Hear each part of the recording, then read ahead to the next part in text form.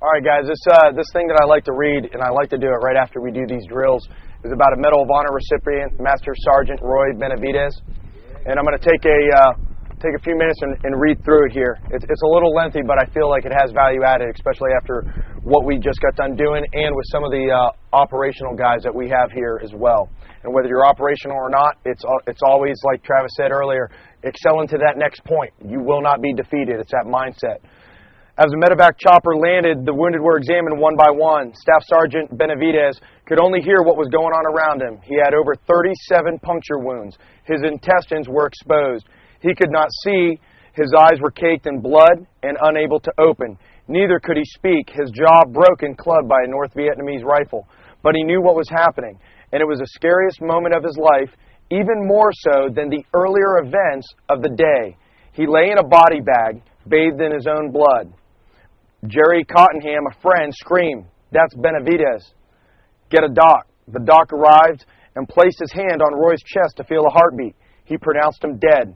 The physician shook his head. "There's nothing I can do for him." As the doctor bent over to zip up the body bag, Benavidez did the only thing he could think of to let the doctor know he was alive. He spit in the doctor's face. The surprised doctor reversed Roy's condition from dead to, "He won't make it, but we'll try." So again, what sucks now is I've got a guy working on me who doesn't really believe that he can fix me. So again, as medics out on a battlefield, we've got to work it as hard as we can, and I know some of you guys already do that. A 32-year-old Texas sharecropper had just performed for 6 hours one of the most remarkable feats in the Vietnam War. Benavidez, part of and I'll probably mispronounce this, Yaqui Indian and a part of Mexican, was a seventh grade dropout and an orphan who grew up taunted by the term dumb Mexican.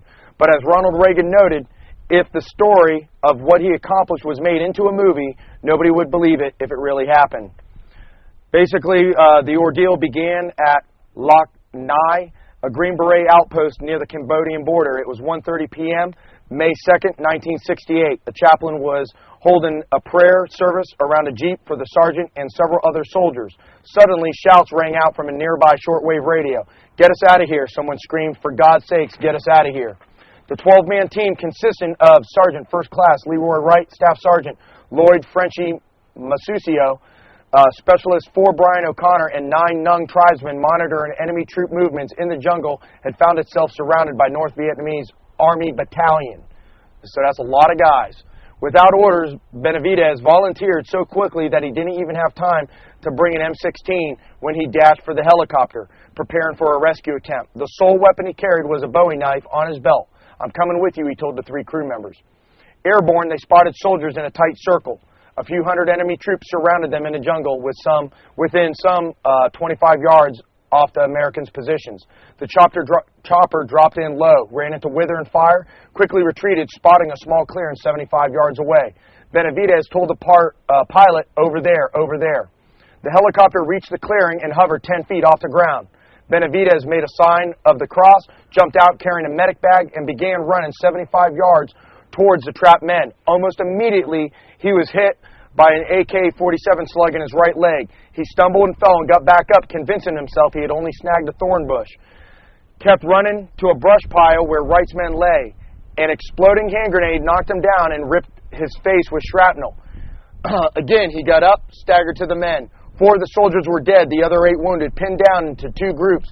Benavidez bound their wounds, injected morphine, and ignored NVA bullets and grenades passing out and around ammunition that he had taken from several other bodies, and armed himself with an AK. Then he began directing airstrikes and called in for Huey helicopters to land near one of the groups to get him out. While calling in air support, he was shot again in the right thigh, his second gunshot wound. He dragged the dead and wounded aboard. So he's got 2 injuries to his legs, and he's still dragging wounded aboard. The chopper lifted a few feet off the ground and moved towards the second group. Benavidez, running beneath it, firing his rifle he had picked up, he spotted the body of a team leader, Sergeant First Class Wright. Ordering the other soldiers to crawl towards the chopper, he retrieved the pouch dangling from the dead man's neck. In the pouch were classified papers with radio codes and call signs. As he shoved the papers into his shirt, a bullet struck his stomach, and a grenade shattered his back. The helicopter, barely off the ground, suddenly crashed. Pilot's dead. Coughing up blood, Benavidez made his way to the Huey, pulled out the wounded from the wreckage, forming a small perimeter. As he passed out ammunition taken from the dead, the air support he had called in earlier started arriving.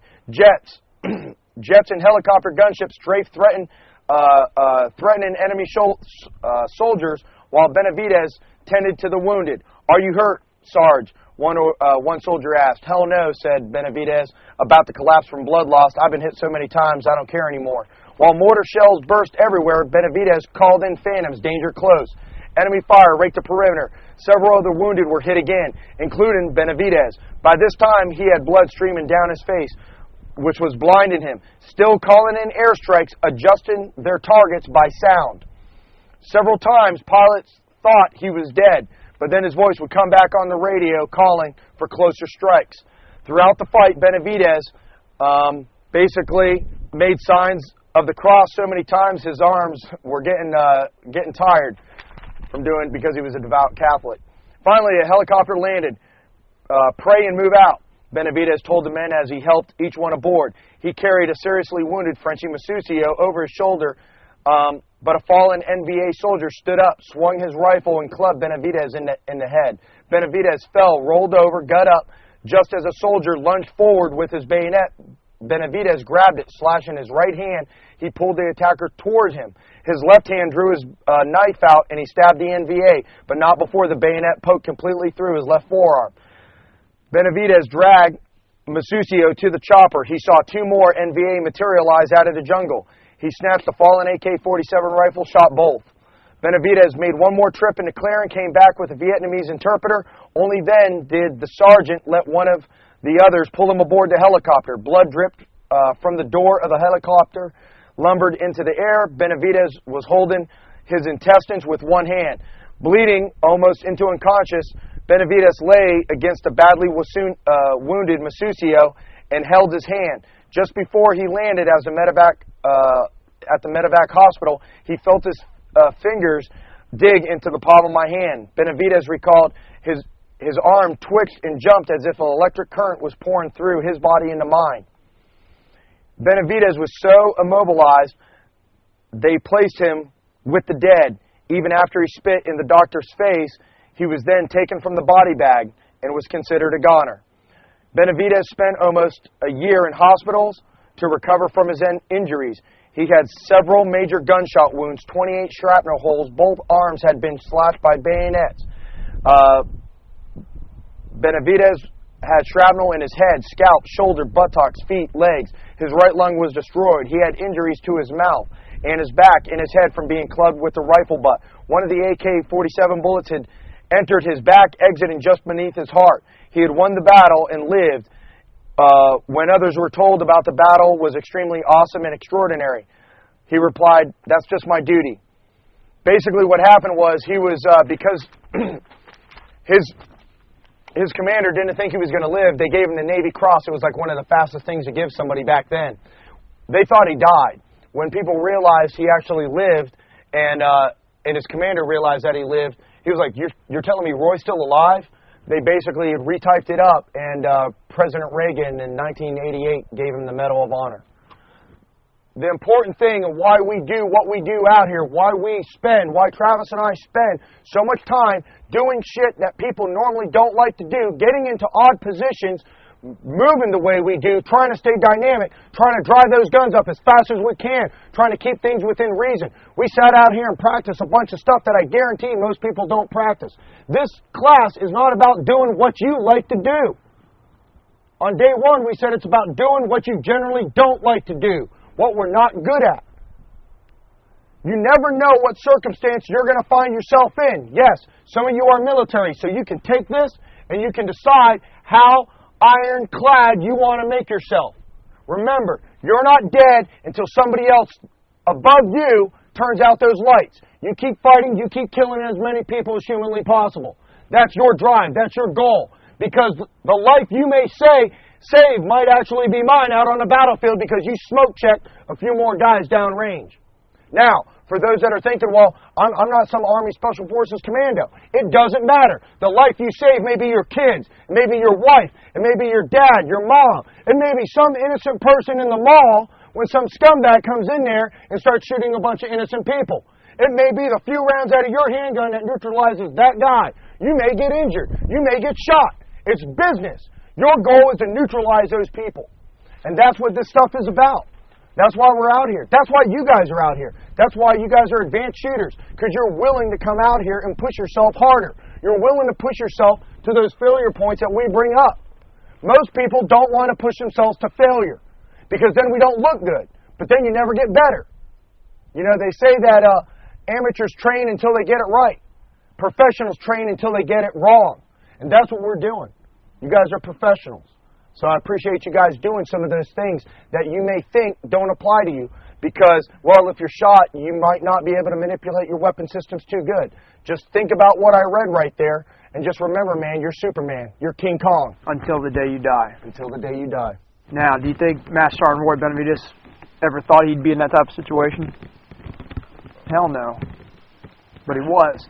And it can happen to anybody here.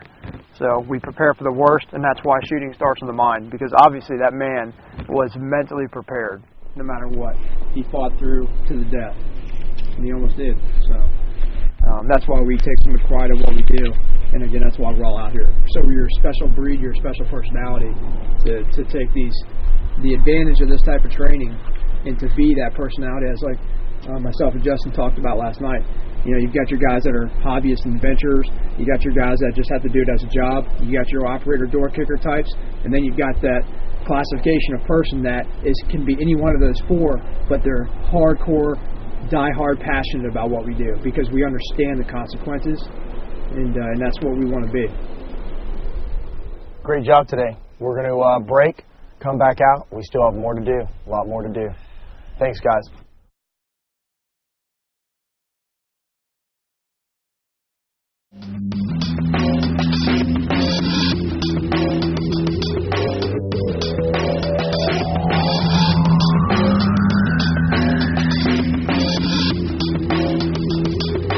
Contact!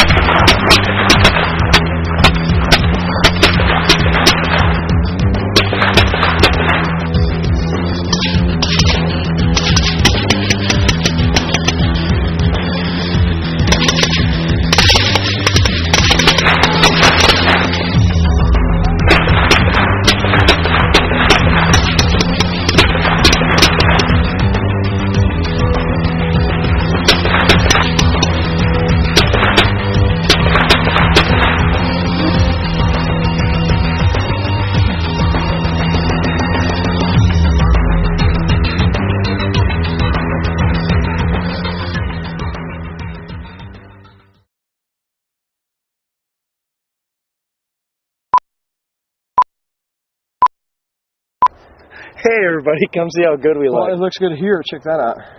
Yeah, how about we put some airplane on? God damn. What's that? Oh, you're looking good, honey. Because I don't keep... 1, 2, 3. God. Oh, my back. You do have a very clean look. Well, I'm just saying. You do. You look like you're 16. Doesn't he look like he's 16? I'd like to see that beard shave. With some fucking... You know what? Do you have your I'll break a blade trying to shave this thing. Can we get Costa's They don't make a blade to shave this. It's like a 13-year-old boy with a Mitch helmet on. That's messed up. Still make something that'll cut that. Yeah, they do. It's a 760. All right, on this demo to knock Travis down, I'm going to front snap kick him to the chest. Okay? It's a dirty job, but somebody has to do it. We drew straws. Of course, I cut the straws, and he lost. We're constantly going through this. I feel like he's really slowing us down. I don't know if it's possible, but I think maybe we could vote him off the island. Over there. What? Like I was saying, I think tonight we should cast a vote. All right, you ready? At least I didn't buy a... Take 3. I'm John Enlow from Aim Point. I've been an active shooter for active shooter. That's a good. We'll do it again. I've been an active shooter in many school shootings. Why do you think I'm here? Just so you guys know. Start.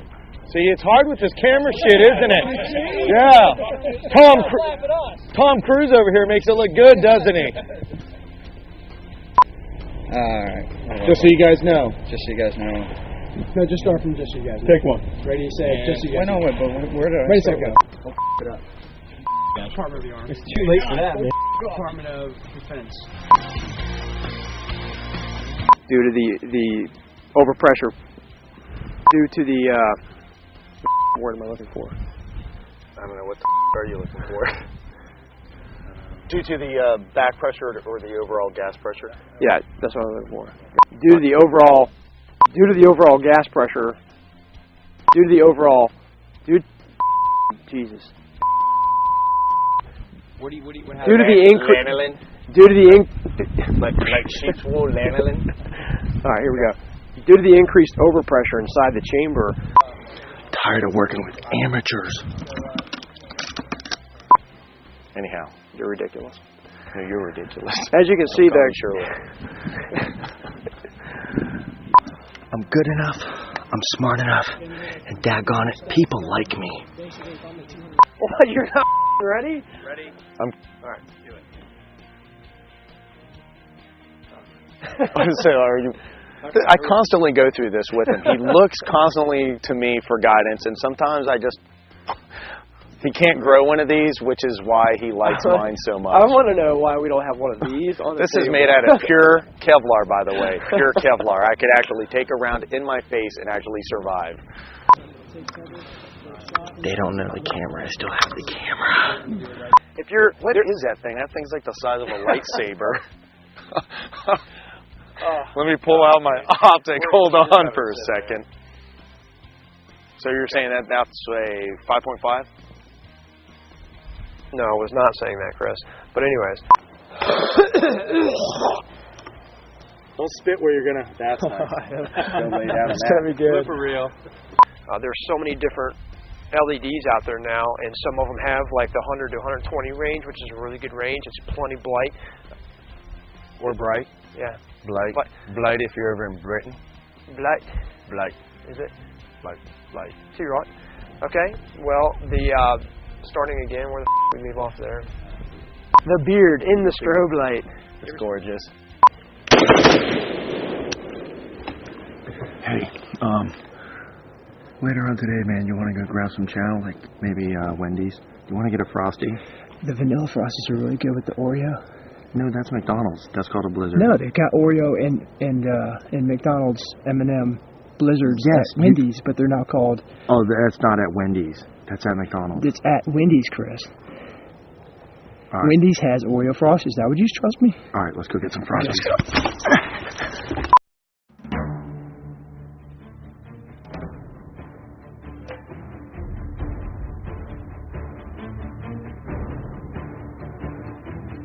Morning, I'm Patrick Garcia from Denver, Colorado. Been shooting for about 25 years or so. Spent 10 years in the Marine Corps, got 2 combat tours in Iraq. Been shooting competitively since I was a young kid. My name's Derek Connor from Jacksonville, Florida. I'm just an average U.S. citizen, shooting a lot the last couple of years, and happy to be here as well. An 18-year veteran of the Army Special Operations community. 20 years behind the gun, 32 years. 20 years. 10 years shooting for probably about the last 20, 30 years. My name's Chris Costa with Magpul Industries. With me is Travis Haley. We're going to be working with you guys today, specifically working on the carbine. Today we're here to take carbine operations to the next level. Shooters, welcome to Magpul Dynamics Carbine 2. Not only are we going to get into positions, but we're going to start shifting the gun from one shoulder to another. Move your feet when you transition. Try to keep that solid base. High squat. 2 rounds. Searching the chest. Good to go. From here on out, if you need to draw your handgun, do so. Some people say, accuracy is final. Speed is going to come first before you can get your sights up. So if we can work on those movements, it's going to make us more effective. It's going to increase that survivability rate. Everything that you guys are doing, we are looking at individually and breaking those mechanics down to make you guys more effective and efficient shooters. What do you do when things go wrong, and how do you actually act and manipulate your weapon system when things go wrong? Moved on to shooting and moving. It is actually easier to shoot moving backwards because you're on your toes more than you're on your heels. Again, our main focus is efficiency, consistency, and then reality. If I come up to this car and all of a sudden, go SPU, maybe I get a couple shots off, but for whatever reason, it's better for me to drop. Shoot underneath the car, I'm not up to it yet.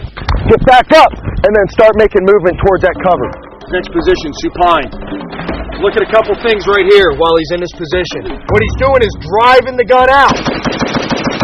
If the shooter needs to get back up, he does his quick search and assess down on the deck, comes up, drives the support hand down to the deck, pushes off, comes up to a knee, does another search and assess, and then from there you'll stand back up.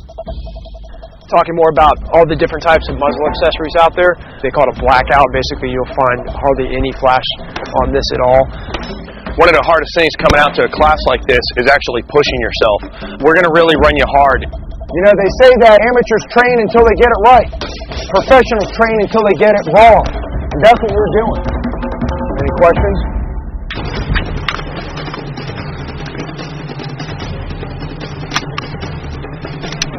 Obviously, there's a little bit of shooting, moving around one another, muzzle awareness. So again, all these, especially to the viewers at home, these are range drills. In a little bit, we're going to be jumping under cars and shooting over hoods and through windows. You are advanced shooters. Straighten your shit out.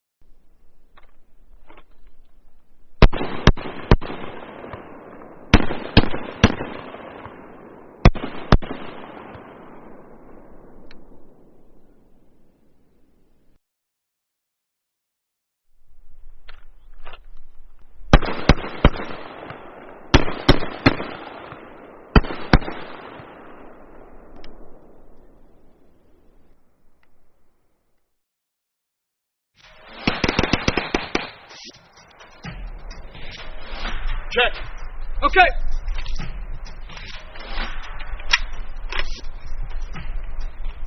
Ready.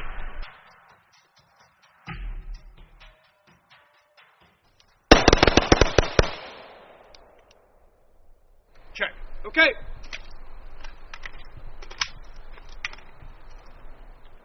Ready.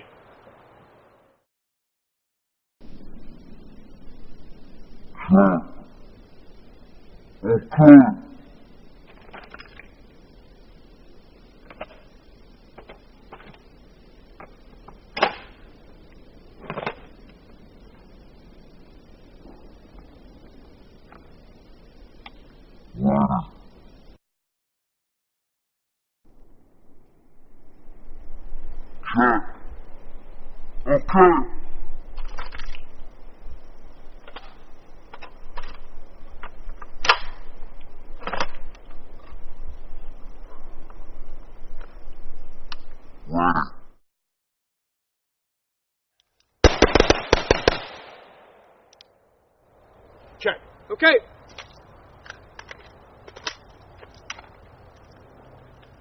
Ready. Check. Okay.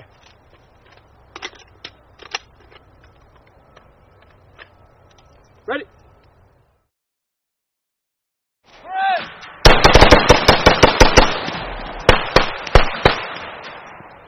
Check. Okay. Ready.